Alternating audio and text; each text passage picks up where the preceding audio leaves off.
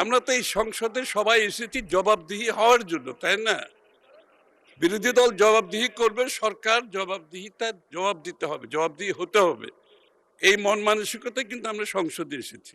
আমি সম্মানিত সংসদ সদস্য রবিন ফারহানা যে বক্তব্যটা রেখেছেন, খুবই গুরুত্বপূর্ণ বক্তব্য এবং আমি প্রতিটি কথার সাথে একমত।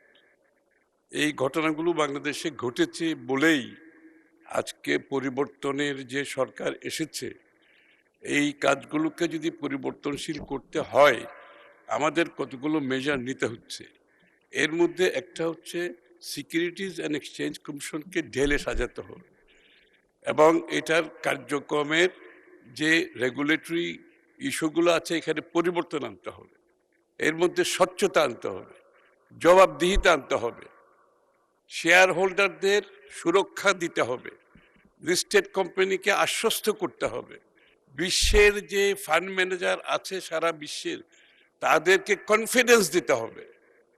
এই কারণেই আজকে এই উদ্যোগ নিয়েছি আমরা। এবং বয়সের বিষয়টা যে আপনি দেখেন গড় আয়ু কত ছিল,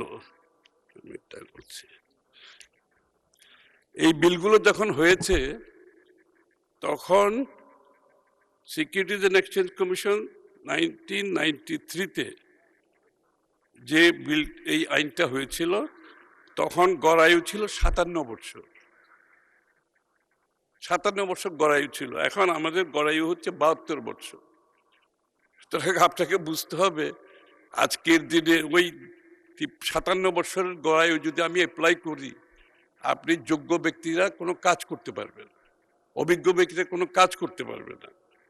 সুতরাং এইসব বিবেচনায় এনে আমরা এখানে সংস্কারগুলো করতে চাইছি, বড় ধরনের সংস্কার করতে হবে। এবং আমি ব্যক্তিগতভাবে এই ক্যাপিটাল মার্কেটের সাথে জড়িত বহু বছর।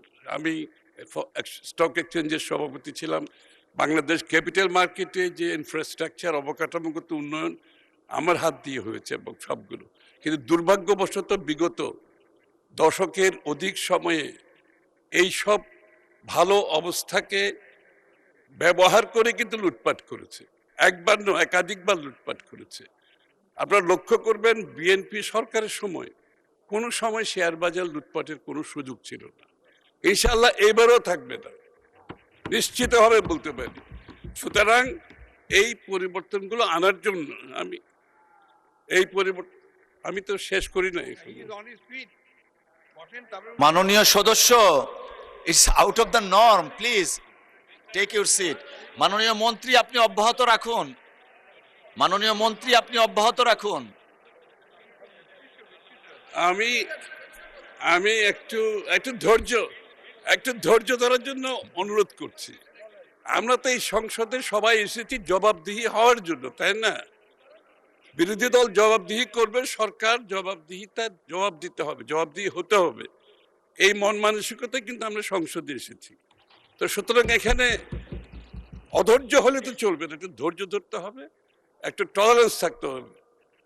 তো সাথে সাথে এটাও বলছি যে আমরা যেহেতু এই বিলটি এটা পরীক্ষা নিরীক্ষা করেছে, বিশেষ কমিটি পরীক্ষা নিরীক্ষাও করেছে, পরীক্ষা নিরীক্ষা করে এই বিলটি আজকে এখানে এসেছে। সুতরাং এটা যাচাই বাছাইয়ের জন্য আর দেওয়ার প্রয়োজনীয়তা আছে বলে মাননীয় স্পিকার আমি মনে করি না।